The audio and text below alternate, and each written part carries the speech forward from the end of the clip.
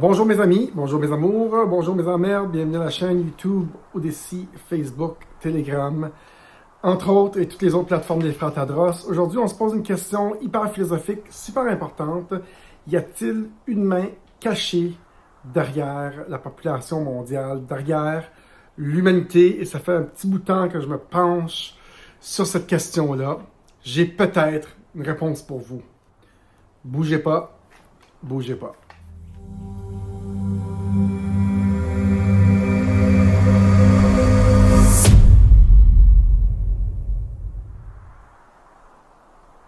Salut mes amis, comment ça va? J'espère que ça va bien. Écoute, des fois je prends des pauses pour vraiment réfléchir. Et oui, je réfléchis. Mais je me suis vraiment posé la question, y a-t-il vraiment une force cachée derrière l'humanité? Tu sais, cette thèse des globalistes, cette thèse des trillionnaires, les Rothschilds, les Rockefeller, qui sont coopérés ensemble pour vraiment avoir une main mise sur les peuples, sur la planète, comme dans les films, Austin Powers et tout ça. J'ai une bonne capsule pour vous là-dessus. Mais on commence tout de suite avec un proverbe de Noam Chomsky. Vous connaissez Noam Chomsky? Oui, un grand penseur. Lui dit la chose suivante. La population en général ne sait pas ce qui est en train de se passer. Elle ne sait même pas ce qu'elle ne sait pas. Et ça... Ça vient me chercher vraiment beaucoup. Bien du monde ne connaissent pas grand-chose. Des quelques concepts que je vais vous mentionner, ils ne cherchent même pas à comprendre. Puis on essaie d'avoir une petite discussion avec des petits concepts, des choses qu'on a appris. Puis c'est final bâton, on parle même pas la même langue. Et il y a bien des choses au courant des dernières 2 années qu'on a compris. Hein? C'est pour ça qu'on appelle ça le Great Awakening, le grand éveil. Les gens sont en train d'ouvrir leurs yeux sur ce qui se passe sur la planète. Ben, y a-t-il une force cachée derrière? Moi, ma réponse à ça, c'est que j'ai tendance vraiment à dire oui. Malheureusement, une force cachée. C'est dur de penser qu'il y a un complot, que tout le monde est organisé ensemble. Moi, je dis souvent... Pas besoin d'avoir beaucoup de monde, on a juste besoin d'avoir des systèmes où est-ce que l'argent, c'est comme l'appât, et tout le monde suit l'autorité. Après 2 ans d'analyse sur les médias, les Nations Unies, après la Deuxième Guerre mondiale, toutes les grandes institutions internationales qui se sont placées autour du monde, l'UNESCO qui dirige nos programmes éducatifs, toutes les guerres qui ont été faites sous faux drapeaux, le World Economic Forum, Klaus Schwab, la CIA, 9/11. Souvent, moi, je dis aux gens, n'asseyez pas tout mettez pas tout dans un moton. Tout le monde agit un peu indépendamment dans la vie. Et quand on arrive à cette conclusion-là, que oui, il y a effectivement une main cachée derrière qui contrôle, c'est un constat qui est assez triste. Peu de monde décide réellement d'accepter cette thèse. Ils ne sont pas à l'aise. Ça détruit toute leur conception de la réalité. Mais j'ai un autre proverbe pour vous. La justice sans force est impuissante et la force sans la justice est tyrannique. Oui, je crois que cette force est présente. Je crois qu'elle est organisée. Malheureusement pour moi, on en parle un petit peu plus de ça tantôt, parce que des fois, c'est mieux d'être ignorant. L'ignorance est très puissante. Je vous mets un petit clip qui nous parle de force. Bougez pas. May the force be with us. May the force be with you. May the force be with you. The force will be with you, always. And may the force be with you. May the force be with you. Remember, the force will be with you, always. The Force is with you, young Skywalker. May the force be with you. May the force be with us. May the force be with you. And may the force be with us. May the force be with you. May the force be... You feel I've said it enough. May the force be with you, always. Exactement. Que la force soit avec vous. Cette force cachée derrière. Écrivez-moi vos commentaires en bas. Ceux qui pensent qu'il y a réellement une force centralisé, organisé derrière l'humanité au complet. Laissez-moi savoir, c'est-tu les Rothschild, c'est-tu des reptiliens, je sais pas. Je suis pas sûr c'est quoi. Et je me pose la question, je me permets de me douter moi-même. Y a-t-il un Dr. Evil, Austin Powers, qui contrôle, qui fait ça se peut. Regardez Austin Powers, Mini-Me, Dr. Evil.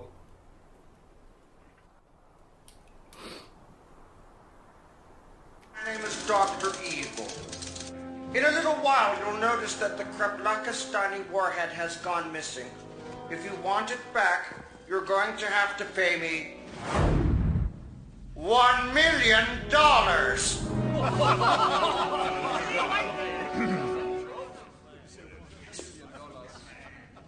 Sorry. $100 billion. Gentlemen, silence. Now, Mr. Evil. Dr. Evil. I didn't spend 6 years in evil medical school to be called Mr. Thank you very much.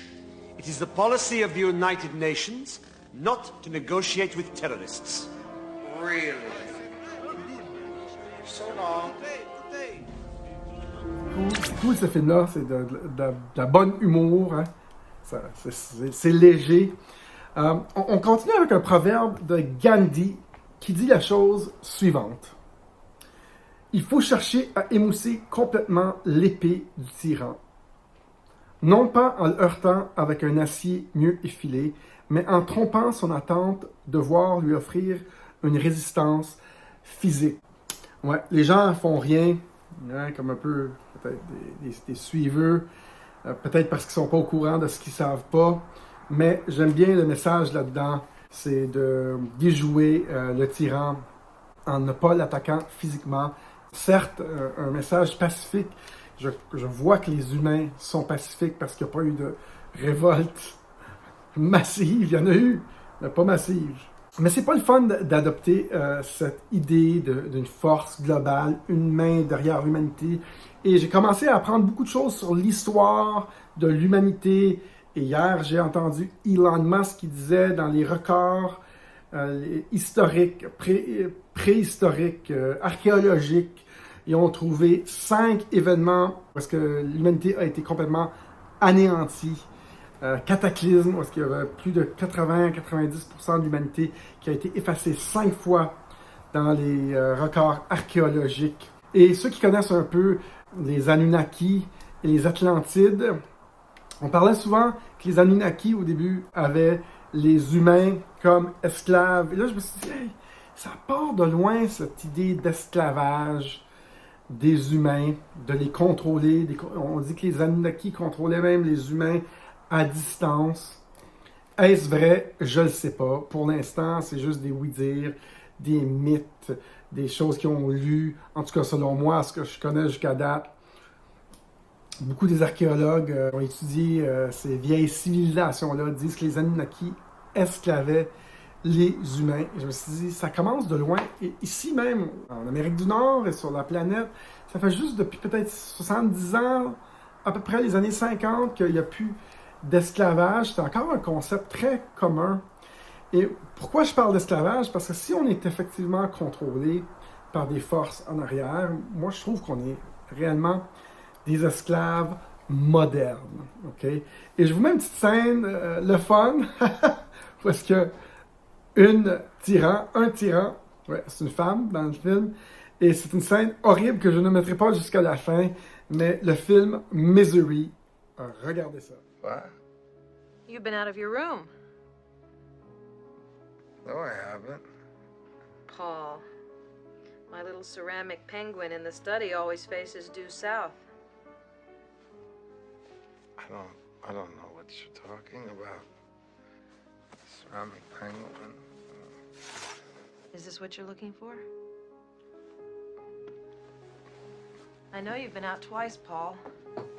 First, I couldn't figure out how you did it. But last night, I found your key. I know I left my scrapbook out. I can imagine what you might be thinking of me. But you see, Paul, it's all okay. Last night, it came so clear. I realize you just need more time. Eventually, you'll come to accept the idea of being here. Paul, do you know about the early days at the Kimberly Diamond Mines? Do you know what they did to the native workers who stole diamonds? Don't worry, they didn't kill them. That would be like junking a Mercedes just because it had a broken spring. No, if they caught them, they had to make sure they could go on working, but they also had to make sure they could never run away. The operation was called hobbling.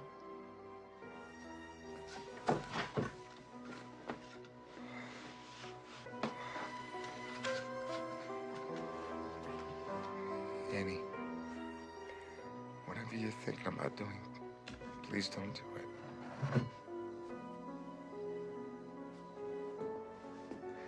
Annie, for God's... Shh, darling. Trust me. God's sake. It's for the best.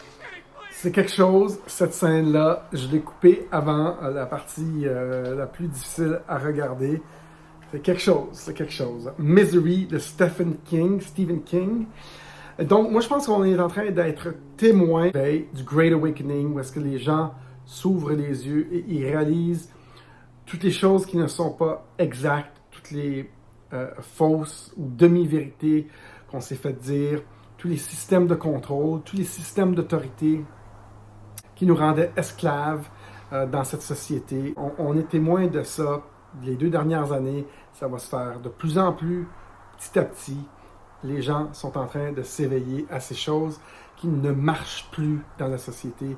Et la liste est longue. Elle est vraiment longue. On est comme, je vois des fils au bout de tous les humains dans l'humanité. Ces systèmes de pouvoir, je crois, qui sont en train d'être révélés. Pour ça, une belle scène qui est dans le mille, emblématique, je pense que c'est le bon mot, qui montre qu'on est vraiment tous juste un numéro. Regardez ça.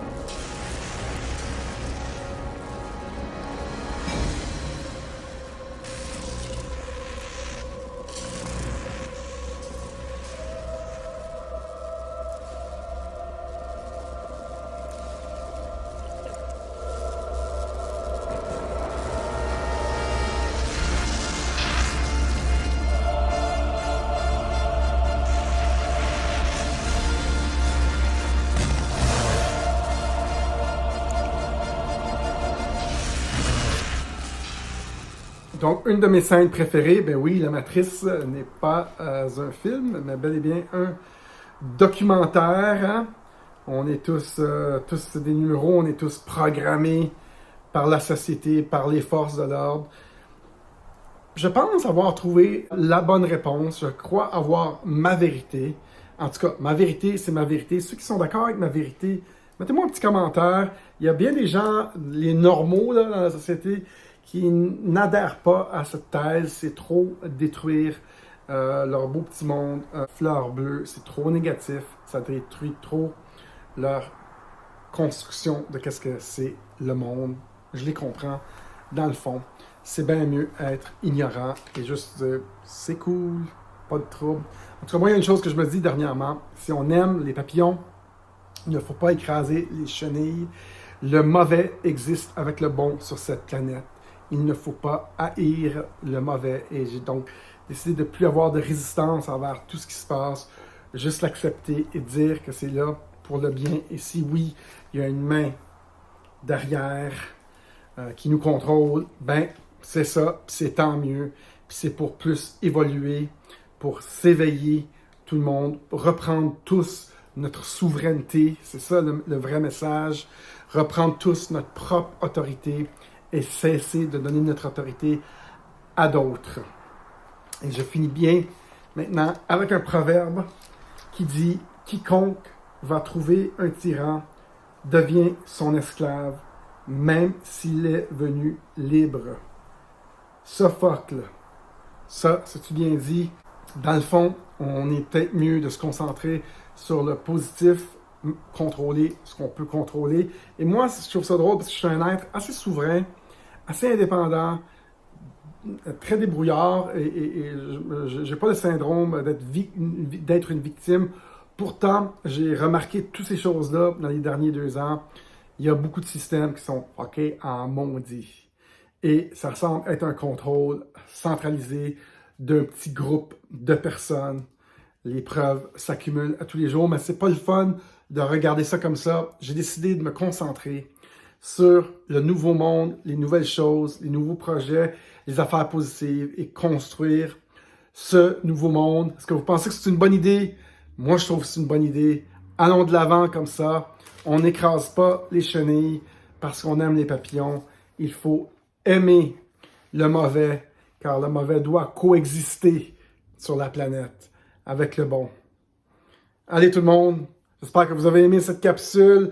Mais oui, allez tout de suite sur notre channel Telegram pour nous suivre comme il faut. Salut tout le monde, ciao!